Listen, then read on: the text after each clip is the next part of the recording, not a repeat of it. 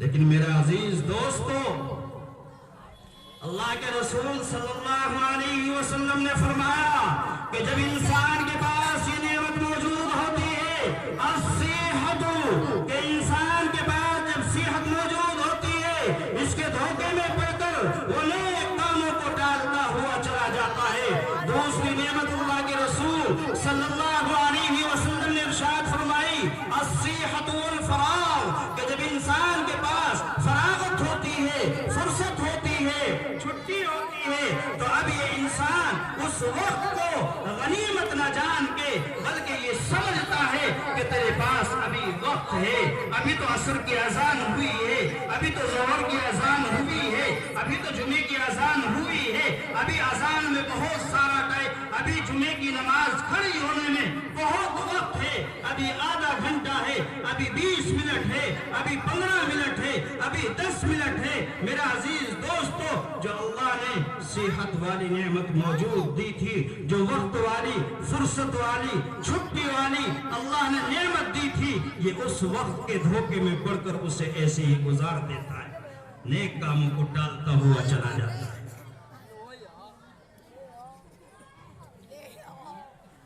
لیکن اللہ کے رسول صلی اللہ علیہ وسلم نے آگے ارشاد فرمایا کہ اے لوگو ذرا غور سے سنو، نعمتان مغبون فیہما کثیر من الناس، الصحت والفراغ، تو دو نعمتیں ایسی ہیں کہ جب انسان ان کے دھوکے میں پڑ جاتا ہے، جب یہ اس کے پاس موجود ہوتی ہے، اس کے دھوکے میں پڑ جاتا ہے اور نیک کاموں کو ٹالتا رہتا ہے۔ اس کے آگے آقا مدنی جناب محمد رسول اللہ صلی اللہ علیہ وسلم نے ارشاد فرمایا، اے لوگو، اگر تمہارے دل کے اندر، اگر تمہارے ذہن کے اندر، تمہارے دل کے اندر کسی نیک کام کرنے کا خیال آئے تو سمجھو یہ اللہ کی طرف سے مہمان ہے۔ کیا فرمایا کہ اگر تمہارے دل کے اندر کسی نیک کام کرنے کا خیال آئے تو سمجھو یہ اللہ کی طرف سے مہمان ہے۔ تمہارے دل کے اندر آیا مجھے کسی غریب کی مدد کرنی ہے، تمہارے دل کے اندر آیا مجھے کسی فقیر کی مدد کرنی ہے، تمہارے دل کے اندر آیا مجھے کسی یتیم کے سر پر ہاتھ رکھنا ہے، تمہارے دل کے اندر آیا کہ مجھے فجر کی نماز ادا کرنی ہے، تمہارے دل کے اندر آیا کہ مجھے جمعے کی نماز ادا کرنی ہے، تمہارے دل کے اندر آیا کہ مجھے حج کرنا ہے، تمہارے دل کے اندر آیا کہ مجھے عمرہ کرنا ہے، تمہارے دل کے اندر آیا مجھے مساجد کے دل کے اندر آیا مجھے مدرسے کے اندر کام کرانا ہے، مجھے مدرسے کے اندر تعاون کرانا ہے، تو اے لوگوں اس خیال کو سمجھو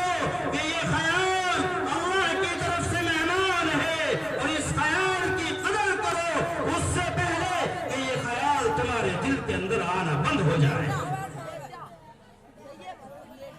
فرمایا اگر عصر کی نماز کا تم نے ارادہ کیا ہے، دل کے اندر آیا ہے کہ مجھے عصر کی نماز ادا کرنی ہے، تو اس نماز کو ادا کر لو، نہ جانے اگلے وقت کے اندر یہ خیال تمہارے دل کے اندر آئے یا نہ آئے، نہ جانے آپ عصر کی نماز ادا کی ہے، مغرب آپ کو نصیب ہو یا نہ ہو، آپ شہر سے نکل کر گاؤں کی طرف آ رہے ہیں، گاؤں سے نکل کر شہر کی طرف جا رہے ہیں، آپ نے دیکھا راستے کے اندر کوئی حاجت روا ہے، کوئی مشکل کشا ہے، اور تمہارے دل کے اندر آیا کہ مجھے اس کی مدد کرنی چاہیے، مجھے اس کا خیال کرنا چاہیے، تو اس کی مدد کر دینی چاہیے، نہ جانے اگلا وقت آپ کو نصیب ہو یا نہ ہو۔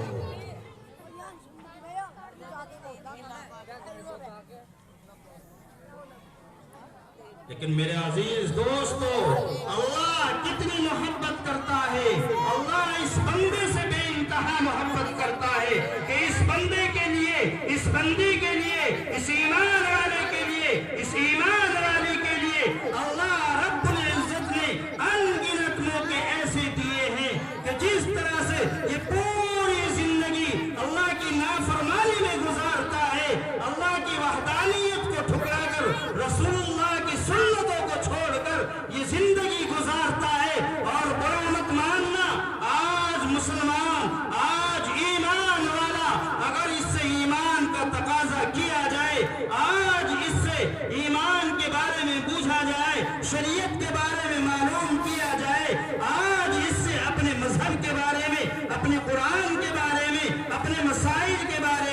اپنے مدارس کے بارے میں، اپنی مساجد کے بارے میں آج اگر اس سے معلوم کیا جائے تو میرے عزیز دوست کو بالکل صفر ملتے ہیں، آج کوئی جانکاری نہیں۔ کیوں؟ کیونکہ آج ہم نے ان مدارس سے ناطہ توڑ دیا۔ آج ہم ان مدرسوں والوں کو، آج ہم قرآن کو، قال رسول اللہ صلی اللہ علیہ وسلم کی تعلیمات کو، آپ کی سنت کو آج ہم فضول سمجھتے ہیں، کیونکہ اس کے اوپر نہ ہماری جان لگی ہے نہ ہمارا مال لگا ہے، اس لیے اس کی حقیقت اور اس کی وقت ہمارے دلوں کے اندر سے نکل گئی۔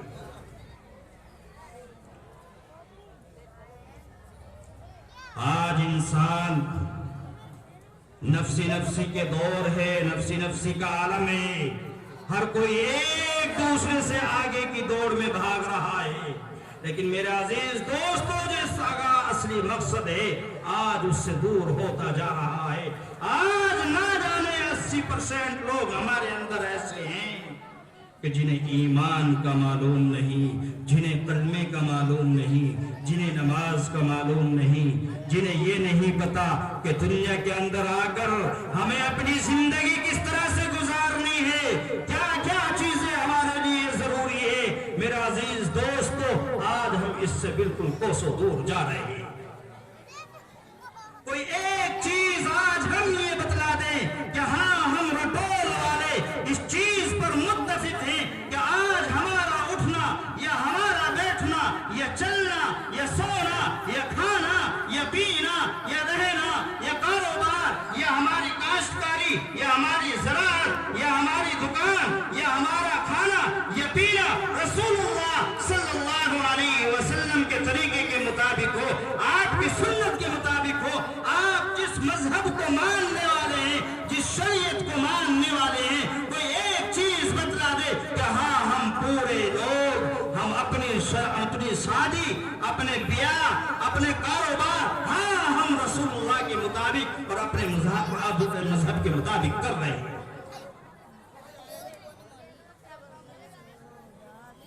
میرا عزیز دوستو آج ہم اس سے بالکل خالی ہیں۔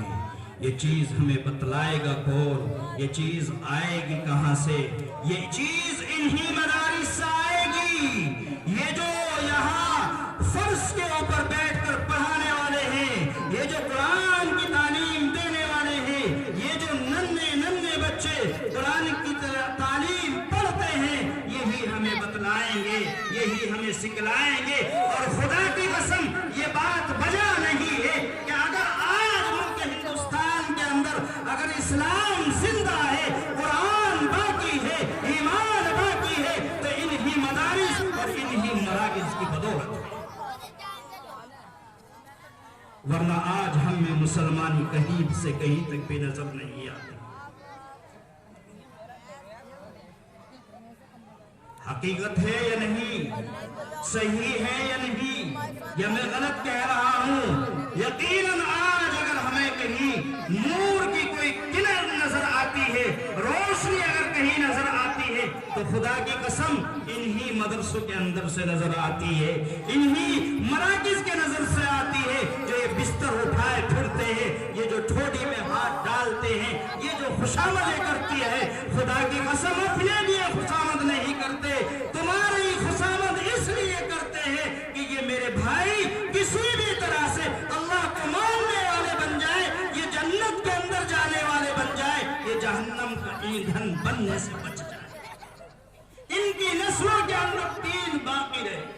ایمان باقی رہے، ان کی نسلوں کے اندر ایمان باقی رہے، قرآن باقی رہے، ورنہ عزیز دوستو کوئی اور دوسری چیز ایسی نظر نہیں آتی کہ جو ہمارے اندر ایمان باقی رہے۔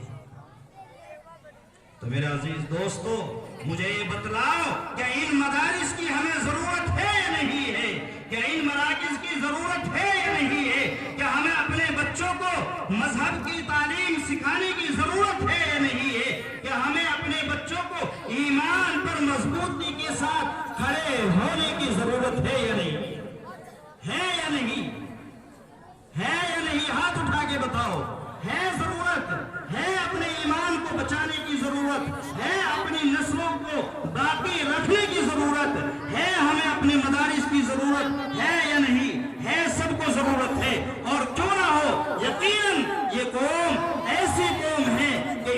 ضرورت ہے انہی مدارس کی، انہی مراکز کی. اگر انہوں نے انہیں چھوڑ دیا تو میرے عزیز دوستو تمہارا کوئی پرسان حال نہیں ہوگا. وقت اتنا نہیں ہے، مجھے جو